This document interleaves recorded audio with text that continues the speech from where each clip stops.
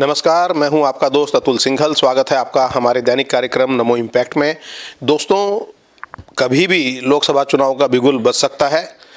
BJP ने 2 दिन का राष्ट्रीय अधिवेशन किया। उसमें प्रधानमंत्री ने जीत का मंत्र दिया है कार्यकर्ताओं को और उन्होंने नारा दिया, अब की बार 400 पार या अब की बार फिर मोदी सरकार। क्या ये नारा धरातल पर उतर पाएगा? क्या 400 सीटें मिलेंगी?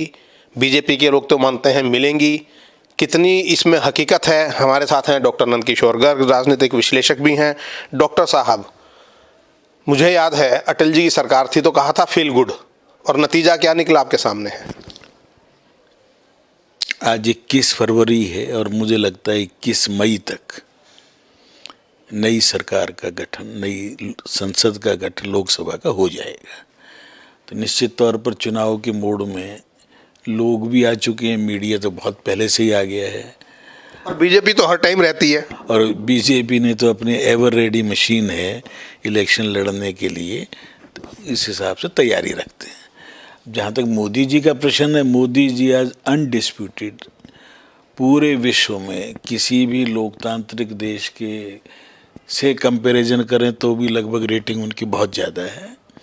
और उन्होंने अपनी मेहनत से, अपनी सिद्धता से, मैं समझता हूँ निष्ठा से, और गरीबी देखी हुई है, अभाव देखे, इसलिए उनको देखा हुआ है, भुगता हुआ है, तो उनको दूर करने के उपाय भी सीधे सीधे उनकी समझ में हैं।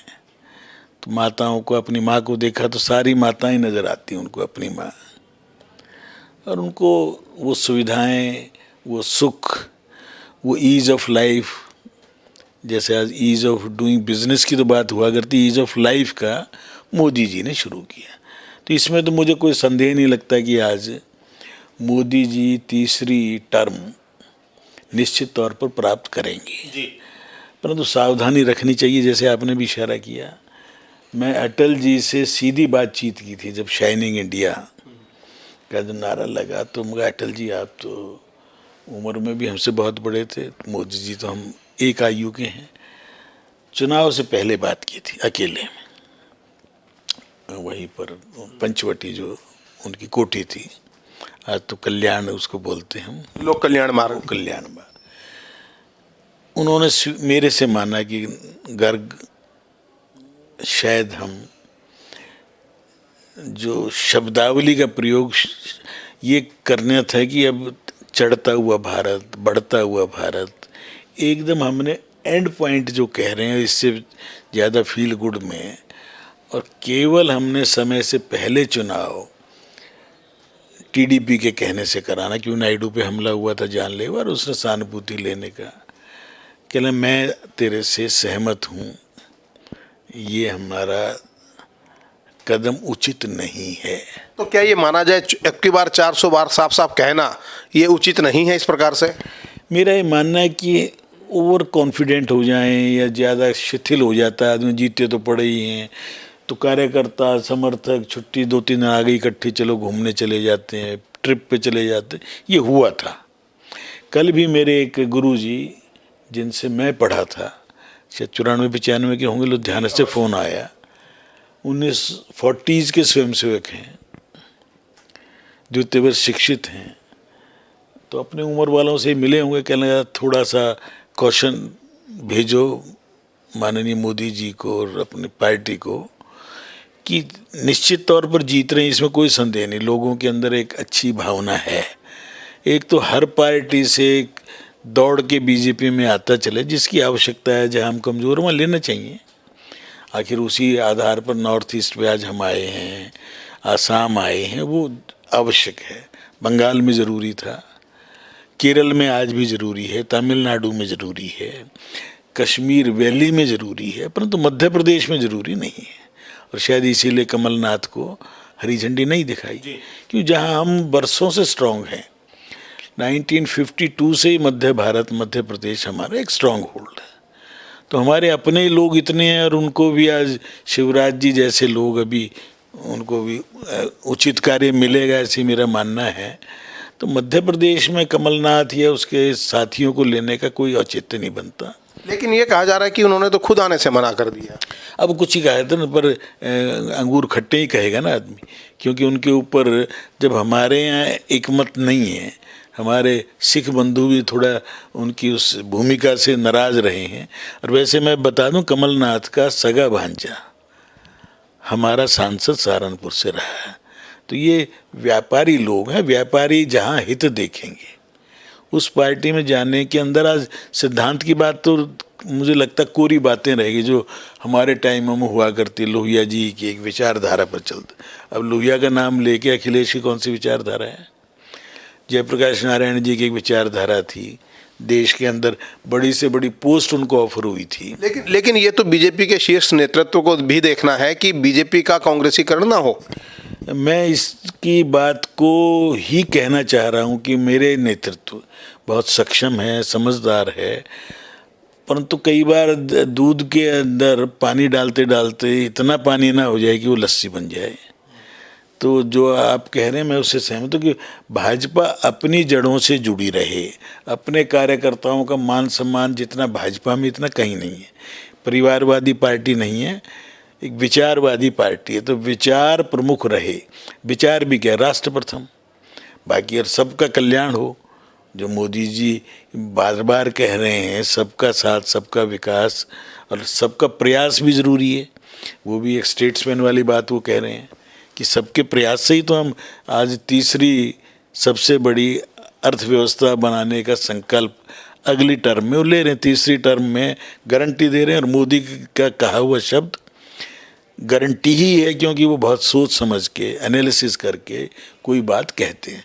इसलिए भाजपा भाजपा रहे, जैसे भारत भारत रहे, इंडिया बनाने की कोशिश की थी मैकाले ने और कांग्रेसियों ने। अब मोदी जी ने उसको फिर से एक कार्ड छपवा के भारत शब्द को आगे बढ़ाया। हिंदी में बोलने में कोई संकोच नहीं किया, तो आज हिंदी फिर से प्रतिष्ठित हो रही है। अदरवाइज इंग्लिश बोले बिना आदमी को लगता था पढ़ा लिखा ही नहीं है। हस्ताक्षर भी इंग्लिश में जो नहीं करता उसको कहते हैं तू अनपढ़, जैसे मैं ही हूँ। मैं 67 से हस्ताक्षर हिंदी में करता हूँ, तो उसके कारण मुझे कई जगह सरकारी तंत्र में लिखना पड़ता है कि मैंने पूरा फॉर्म पढ़ लिया, समझ लिया। अरे मेरी डिग्री लिखी है, तो उन्होंने मेरी पढ़ाई लिखी है। ये देश के अंदर हीन भावनाएं हैं। मैं मोदी जी का नेतृत्व वो सक्षम हैं, भगवान स्वस्थ रखे।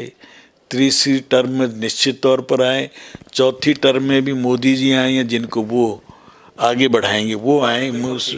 भारत के लिए आवश्यक है। 2047 का जो विज़न है, पहली बार राजनीति में 25 साल के बाद की सपना देख के तैयारी कर रहे हैं।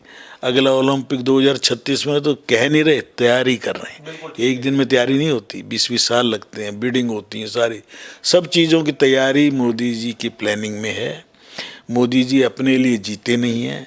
सुबह 4 बजे से रात के 12 बजते हों, 1 बजे हों, किसी को नहीं मालूम कब सोते हैं, कैसे वो अपनी नींद गाड़ी में पूरी करते हैं या जहाज़ में करते हैं।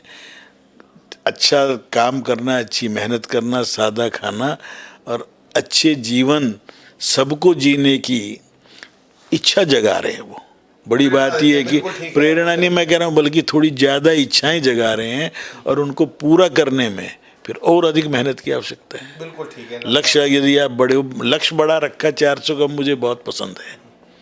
370 जुड़ती है 370 धारा से, बड़ी ठीक है, परंतु वो कहेंगे इसे प्राप्त करने के लिए जो कह भी रहे हैं वो, ये 90 दिन हमें अपने एक एक क्षण, एक एक सांस और एक एक शब्द हमारा नपा तुला हो, लोगों में पॉजिटिविटी आए, पूरा देश एक होके सोचे, ताकि जो बैलेंस काम है, जो थोड़े अड़चने हैं, जो कहीं ना कहीं ब्यूरोक्रेसी में भी अड़चन है, कहीं जुडिशरी भी ओवर अपने आप को समझती हैं, उनको ऊपर भी अपने आप अंकुश लग जाएगा जब इतना बड़ा बहुमत होगा कि जैसे नई सरकार नए विचार से आगे बढ़ेगी, सबको साथ लेके बढ़ेगी। एक दिन में 10-10 लाख करोड़ के भूमि पूजन ग्राउंड ब्रेकिंग सेरेमनी हो, अनहर्ड, अनथिंकेबल, असंभव चीज़ें संभव हो रही हैं। इसलिए मैं मोदी जी से भी यही अपील करूंगा कि वो बहुत ठीक दिशा में आगे बढ़ रहे हैं, पूरी मेहनत कर रहे हैं। उनसे इससे ज़्यादा एक्सपेक्ट करना इस आयु वाले से परंतु वो अपना स्वास्थ्य का ध्यान रखते हुए पूरे देश को 140 करोड़ लोगों को मेरे समेत सब उनके साथ हैं और सबको साथ लेके आगे बढ़ें, यही मेरा आग्रह है। और देश की जनता से भी आग्रह है कि हम जो कुछ मोदी जी कह रहे हैं उसको 100% अचीव करने के लिए सब अपना 100% योगदान दें। बिल्कुल ठीक है, बहुत बहुत धन्यवाद डॉक्टर नंदकिशोर गर्ग, जिनका कहना है कि तीसरी बार मोदी सरकार बिल्कुल ठीक है। 400 पार का जो नारा है उसके बारे में उन्होंने जो कहा डॉक्टर नंदकिशोर गर्ग ने, उन बातों की गहराई को समझा जाए। हम चाहेंगे कि गंभीरता से उन सावधानियों का ध्यान रखते हुए अमल भी किया जाए। कार्यक्रम नमो इम्पैक्ट में इतना ही। नमस्कार।